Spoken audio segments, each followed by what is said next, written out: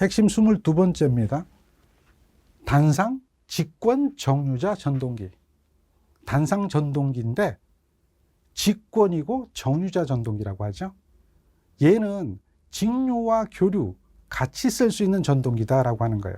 이런 것을 우리는 뭐라고 하냐면 교류 정류자 전동기라고 하죠. 단상도 있고 삼상도 있는데 이 부분은 단상입니다. 삼상보다는 단상이 시험 문제 더 잘 나왔기 때문에 핵심 22번째 내용으로 선정이 된 겁니다.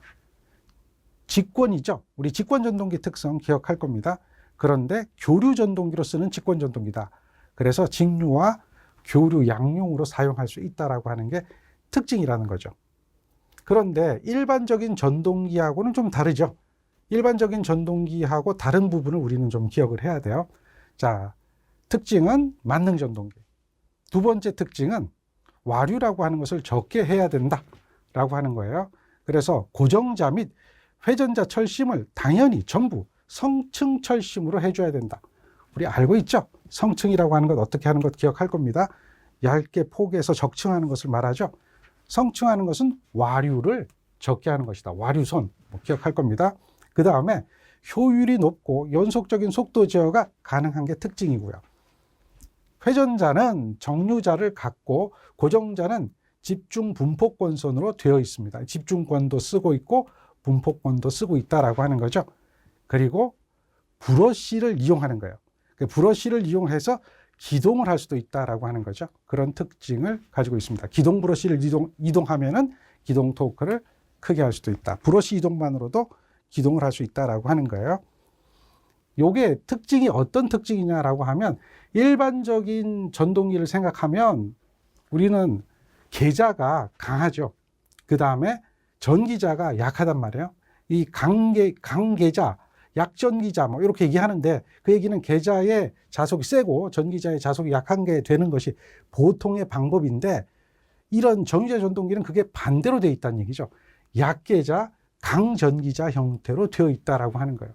그렇게 하기 위해서 전기자 권선수가 계자 권선수보다 당연히 많아져야 돼요. 왜냐하면 전기자가 강해야 되니까, 자속이 강해야 되니까. 그래서 전기자 권선수가 계자 권선수보다 많게 되어 있는 것이 특징이죠. 그리고 이 직권계자 권선 계자입니다. 직권계자인데 얘를 약계자로 한다 그랬잖아요. 약계자입니다. 그래서 인덕턴스가 어떻게 된다? 감소된다는 얘기죠. 인덕턴스가 감소된다. 얘는 코일이란 말이에요. 코일이 줄어든다라는 얘기죠. 이거는 늦은 전류란 말이에요. 늦은 전류.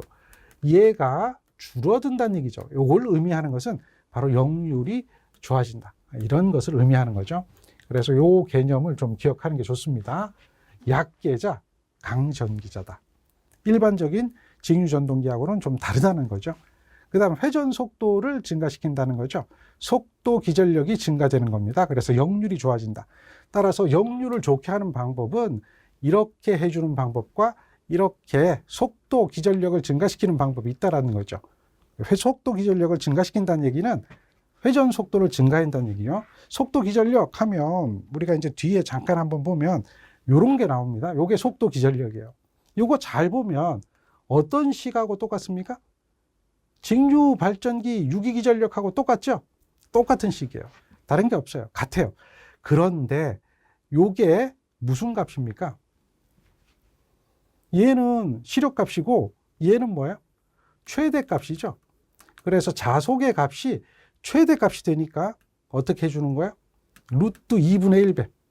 이렇게 시력값으로 나타내고 있다는 거죠.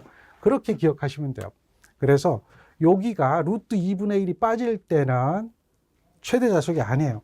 여기가 루트 2분의 1이 될 때는 최대 자속이죠. 여기 속도 기전력인데 여기서 보면 속도가 높아져야 당연히 속도 기전력이 커진다라고 하는 것을 알 수가 있는 거죠. 이런 것들이 바로 여기에서 말하는 이 부분, 회전 속도를 증가하면 역률이 향상된다라고 하는 부분을 말하고 있는 거죠. 그리고 여기 보면 요게 나와요. 보상권선을 설치한다. 그래서 보상권선이 뭐 하는 거냐? 전기자가 만드는 기자력을 상쇄시킨다라고 하는 거예요. 전기자가 강전기자인데 그 기자력이 크다는 얘기죠. 그래서 이것을 상쇄시키려고 보상권선을 설치한다라고 하는 거예요. 그리고 전기자에 대한 그 반작용을 억제하는 거죠. 왜 전기자 반작용이 뭔지 알죠? 전기자 자속과 계자 자속이 영향을 받는 현상이라고 그랬죠. 그 전기자 반작용을 억제하는 겁니다. 그리고 누설 리액탄스를 감소시키는 겁니다. 그렇게 해서 역류를 좋게 하는 것이다. 지금 여기서 얘기하는 것은 역류를 좋게 하는 방법이 세 가지가 있다라고 하는 것 정도 기억하면 되겠죠. 자, 이렇게 정리하고요. 그 다음 세 번째, 정류를 개선해야 된다. 정류를 양호하게 해야 된다라고 하는 거죠. 여기서는 정류를 좋게 하기 위해서 보급과 보상권선을 설치하는 건 당연하고요. 그 다음 탄소 브러시 쓰는 것도 당연하죠. 요거는 직류기 때 배웠던 거 그대로 동일하게 적용이 되는 거고요. 여기 보면 요게 보세요. 고저항 리드선, 이걸 설치한다는 얘기죠. 고저항 리드선, 요거 하나 참고로 기억하십시오. 저항을 크게 하면은 전류를 줄이는 목적으로 쓸 수가 있다는 얘기죠.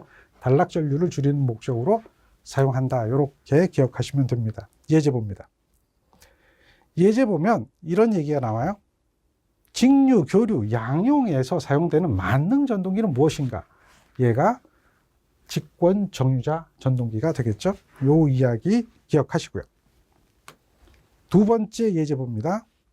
분권 전동기, 이게 직권 말고요, 분권입니다. 앞에서는 직권에 관한 얘기만 쭉 해드렸는데 분권 정유자 전동기입니다. 전압정류 개선법에 도움이 되지 않는 것은 무엇이냐? 역시 정유자 전동기, 정유자 전동기이기 때문에 같은 개념으로 생각해서 보급이나 보상권선 이렇게 쓰는 거 당연하죠. 저항이 큰 브러쉬 쓰는 거 좋죠.